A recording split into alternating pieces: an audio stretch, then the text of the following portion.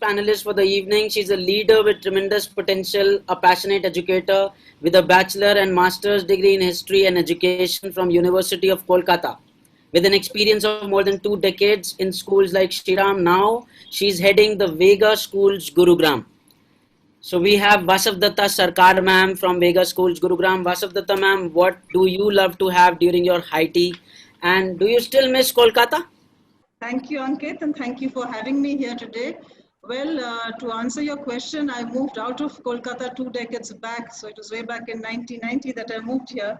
And it's home now, and I think Delhi is as good as any other place. I think our assessment systems need to be re-looked at because it still is based on rote learning. It still is based on the traditional systems of memory and recall and time management and all of that. But currently at this stage, I think we've moved far, far, far beyond that. And especially this COVID crisis has told us also that the skills that are now required going forward are very, very different from all the English and the numeracy and the literacy skills that we've so long been trying to get our kids to learn. There are other skills, all 21st century skills that everybody here has spoken about. And being the last panelist, you'll find that I'll probably repeat a lot of stuff that everybody here has spoken about. But I take it a little differently when I say that there are 4 cornerstones. Sorry to interrupt. Just can we see the results also? The audience have voted and I have the results. So here are the results in front of your screen that 98% of the people, they believe that school need to rethink our evaluation system as learning becomes hybrid. Over to you, Vasavdatta ma'am. And I do hope this poll, you send this poll across to CBSE and ICSC and they do something with it because our assessment systems definitely need looking into. Marks is not the be all and end all of society and it's a very sad state of affairs that society still depends on marks and admissions into schools depend and colleges depend on that. So we really need to look into that assessment system now. And having said that, there are skills that our children need to learn, but we really don't know what those skills are. But one thing is for sure that we need to make sure that they're very, very competent problem solvers in the future. Otherwise, things just can't move forward. We've seen the COVID crisis, and sure, if they were taught things like that, a virus gives you a cough and a cold, we wouldn't have been here at this point doing social distancing, doing isolation, doing quarantine, because some smart mind must have thought that up, that it's not just a vaccine that is required. So the human spirit is really very, very resilient, and we will reinvent schools, we will move forward. And here, everybody is mentioned the playway method, we've spoken about creativity, we've spoken about innovation, we've spoken about all of that.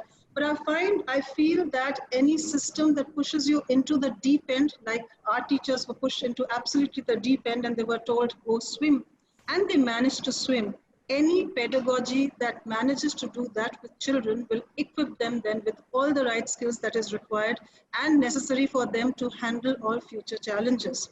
So I would say that schools going forth, going ahead, have 4 main cornerstones. And again, I will repeat it that everybody here has mentioned it, but I'd like to put it in form that there are 4 cornerstones. And 21st century schools, what are 21st century schools? Well, any school that makes a child resilient, and these are important words, resilient and future ready, is a child who will be able to handle everything in the future. EQ is far more important. You asked us about adaptability, and I do feel that more than IQ and EQ, it is the adaptability quotient that is very, very important going forth, because you have the required skills. Yes, IQ, EQ, 21st century skills, all those skills are there with you. But when you are pushed into a system and you're pushed out into the big bad world and you don't know what's going to hit you, well, you need to adapt at that point of time. You need to improvise. And any school that gives a child those skills, makes him resilient, future ready with all those learning tools, is a 21st century school. And the 4 cornerstones, I would say, would be a pedagogy, what everybody here has spoken about, a pedagogy that is going forth for the 21st century school, helps them think big, gives wings absolutely to their imagination, is the wind beneath their wings, so to say. It allows them to think, it allows them to give a different perspective to everything, That's the kind of a pedagogy that we required, not the cut and dried one that we currently have. So we need to change the pedagogy going forth. Experiential learning is the way forward. That is what we need. The second thing, the second cornerstone, I would say, is 21st century classrooms. I will elaborate on that a little bit. The third, once again mentioned over here, is all the 21st century skills that would be required. And the last one, and which I feel is very, very important, is a very, very dynamic and viable learning environment. Now, the pedagogy, everybody has moved forward. We no longer do chalk and talk. We no longer do direct instruction because that is not the way forward. Any pedagogy that helps the child identify a problem in the real world, gets the child to research and think, utilize knowledge that he or she already has, gets more knowledge through research, and then gets to a solution. But that is not all, because our responsibility as educators is also to create a sense of social awareness in children, make them socially responsible. So use all the skills that they've now acquired to put together something, an end product, as I would say, that is of help to society. So they look around and they identify a problem. And it is that problem, it is immersive education that we are looking at, that when they have identified the problem, the solution that they're looking for, how do they get the answer to that? It's direct instruction, it's research, it's a resource person who comes in and talks to them, it's a YouTube video that they're looking at, these are personal projects that they're doing, it's collaborative thinking, it's teamwork that is happening. And that is what makes education very, very dynamic for a learner.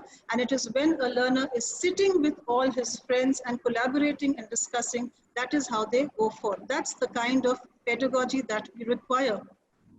Now, again, this COVID situation again has told us that, well, learning definitely does not have to happen within the four walls of a classroom. And the entire world is your classroom, and thanks to technology, the world is at your doorstep. Now, having said that, again, the next question is, are schools necessary? Well, there is a huge question on that,